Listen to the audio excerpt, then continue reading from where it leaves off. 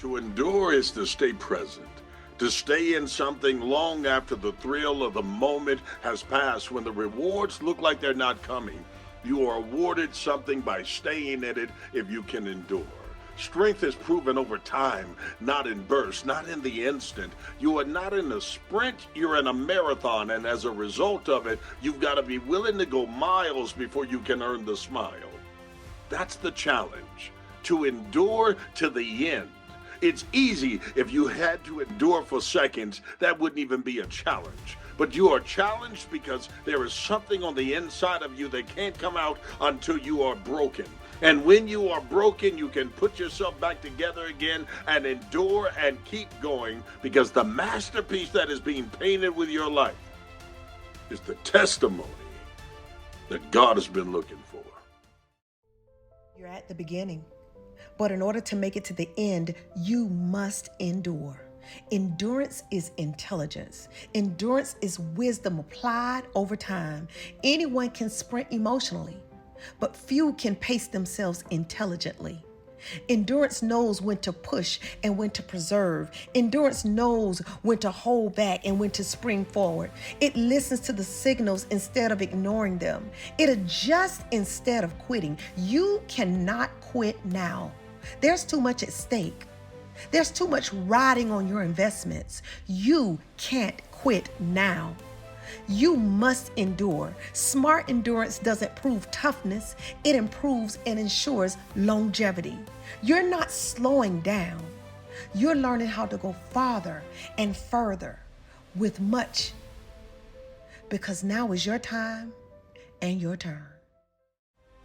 There are times where it doesn't seem like life's been clear.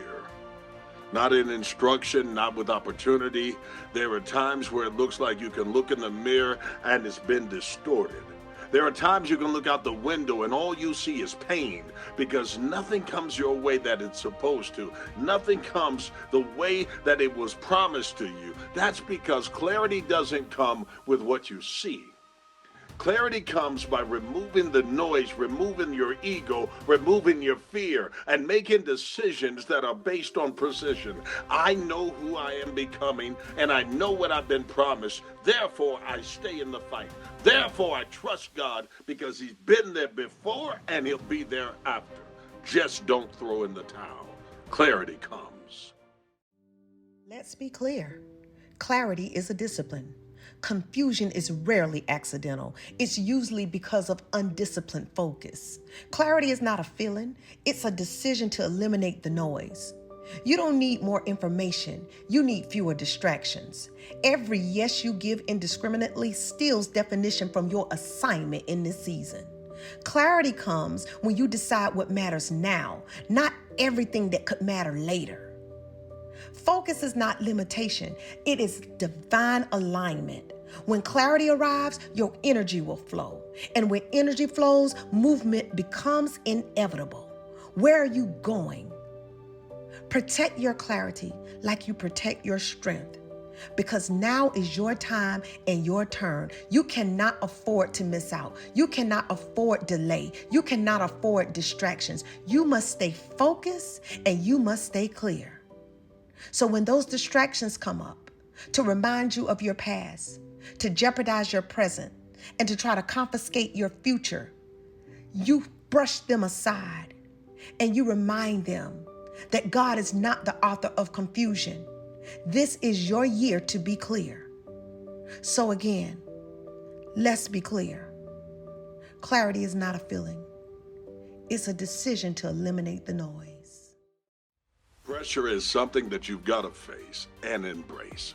Pressure is the thing that feels like weight that makes you have to wait. In order for you to get to the point to be able to push it off of you, you've got to be willing to have the endurance, the strength, the power, and the willingness to stand in the fight, even when the will to fight isn't there. Because the pressure that is being put upon you is never greater than what's inside of you. Whatever it is you face must also face you. But you've got to be willing to stand up to pressure and apply pressure back. That's where mastery comes in from. That's where clarity and decisiveness is. That's where you become who you were meant to be, but it doesn't happen without pressure. Don't run from it, embrace it by facing it. So, you're under pressure. But not to worry, because pressure reveals capacity. Pressure doesn't create weakness, it exposes the limits that need to expand.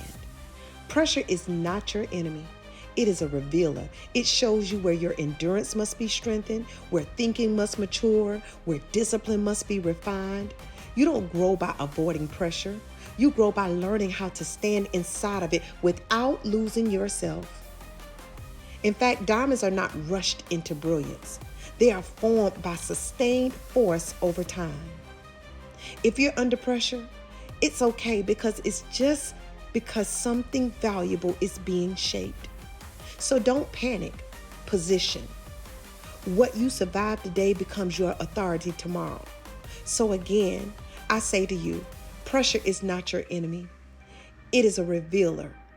It's just showing you what God is expanding within you.